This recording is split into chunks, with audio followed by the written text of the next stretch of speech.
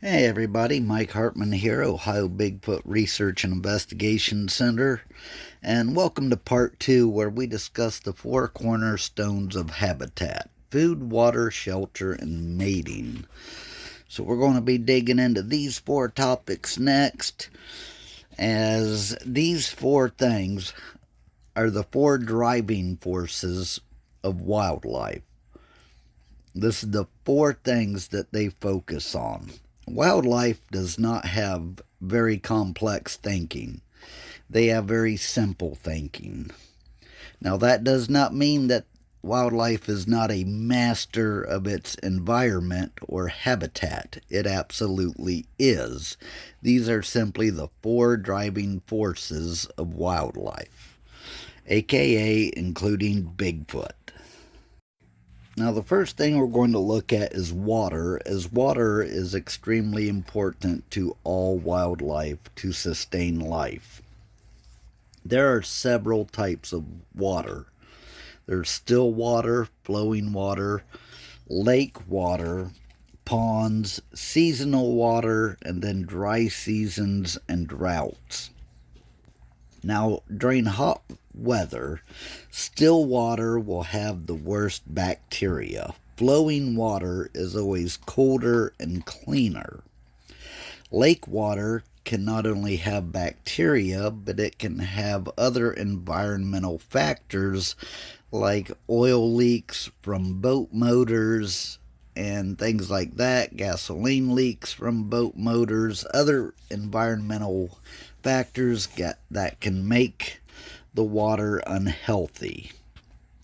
Now, seasonal water is sometimes when it rains, like a certain valley might run with water, and then maybe a day or two after the rain, and afterwards it dries up. Same thing with winter time, at least here in Ohio. And then, of course, there's dry season and drought, where those water sources, some of them will often dry up, and thus wildlife has to go further in its search for water. But water is a #1 source of wildlife and probably the most important. Coming in second place is food sources. Now, with food sources, you have seasonal, constant, and then if you notice at the bottom, I put in a note about protein poisoning, which usually happens over winter months. It's from the lack of vegetation, when most omnivores eat more meat than restoring their minerals and their supplements.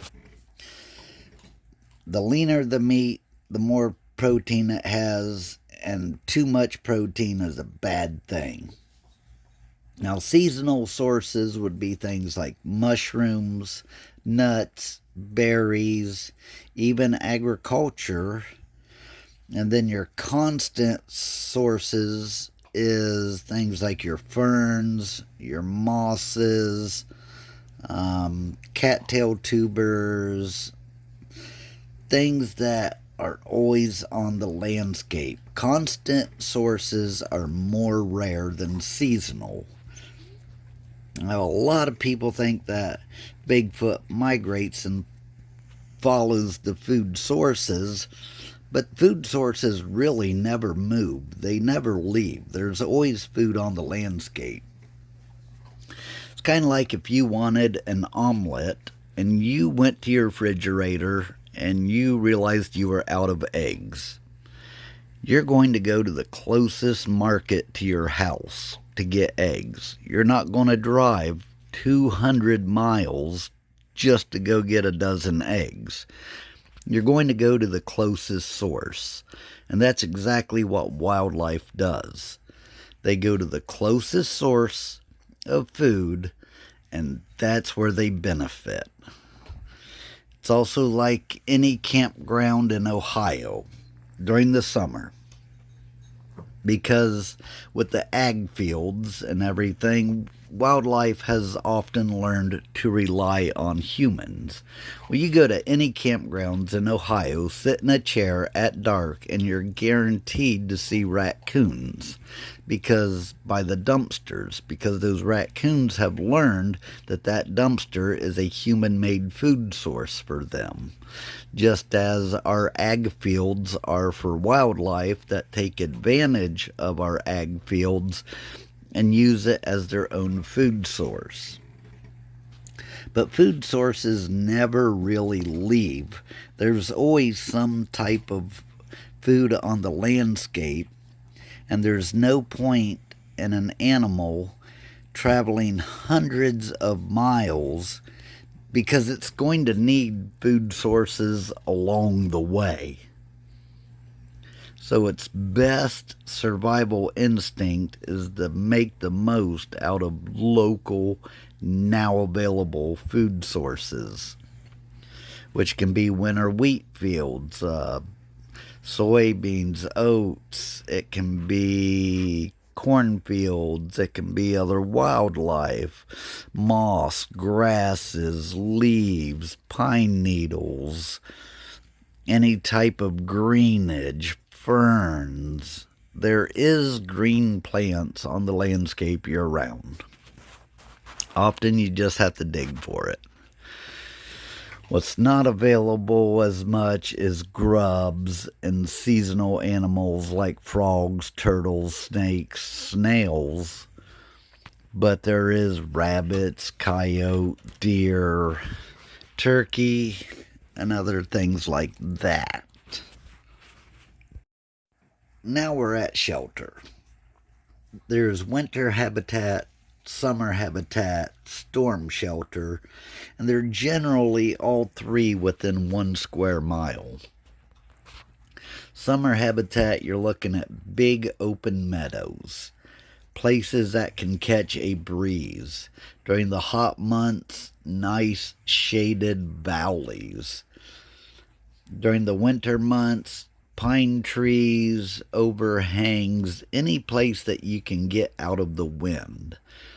And those winter habitats are going to be the exact same thing for storm shelters. Now, that doesn't mean that the Bigfoot itself stays within 1 mile. I'm just saying generally those three things are available within 1 mile. Because habitat, the environment changes with every step. There's valleys, there's ridge tops, there's hills, there's cuts, there's rock overhangs, there's pine trees, there's hardwoods, there's softwoods, there's river bottoms, there's meadows. And usually all that stuff can be found, at least in the unglaciated areas of Ohio and the foothills of Appalachia, within 1 mile. So you don't have to travel far to find these different areas of shelter. It just means that they're readily available within very close proximity to one another. Okay, so now we're into mating. And there's a reason that we're here. First of all wildlife mates seasonally. Now, it doesn't mean that every member of the species gets to mate. Okay, a young buck can be chasing a non-receptive doe that won't allow him to. And by the time the doe comes receptive, a bigger buck might come in and run the smaller buck off. Thus, the bigger buck will mount the doe. So not all animals get to. It just means that their mating seasons for all wildlife happens seasonally. Turkeys are in the spring. Raccoons are in February and March.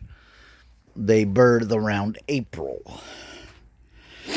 So most small game mate in the late winter, most large mammals mate in the fall.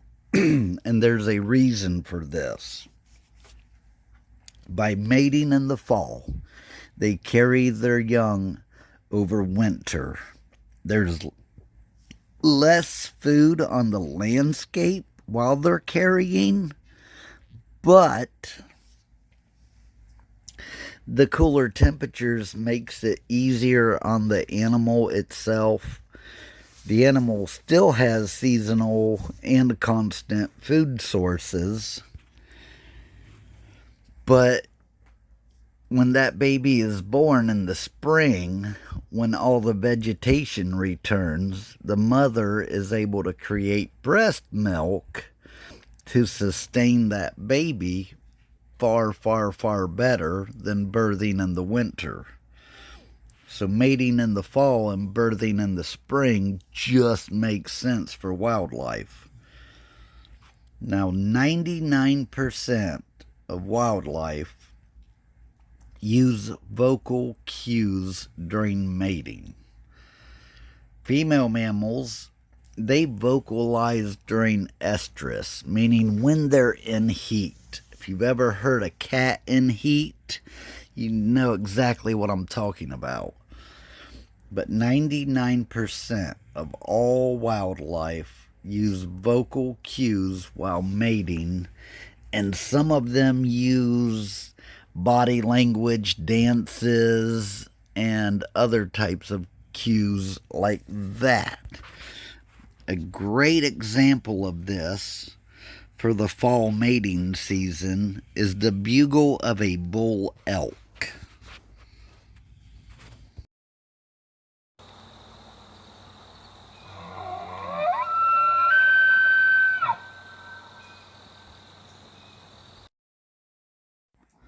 Elk only bugle in the fall because elk only mate in the fall.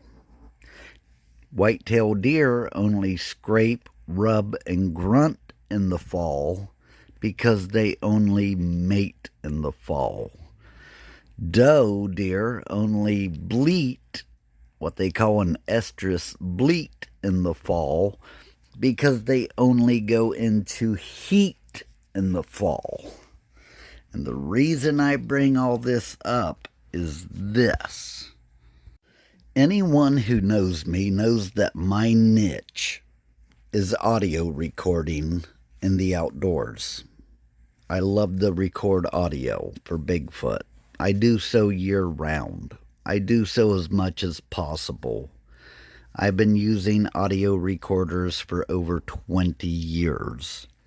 And going back through my notes, I guarantee you, I absolutely guarantee you, that the most active time of the year for Bigfoot vocalizations starts in mid-July through the peak of August. It peaks in center of August, mid-August, and then it tapers around mid-September.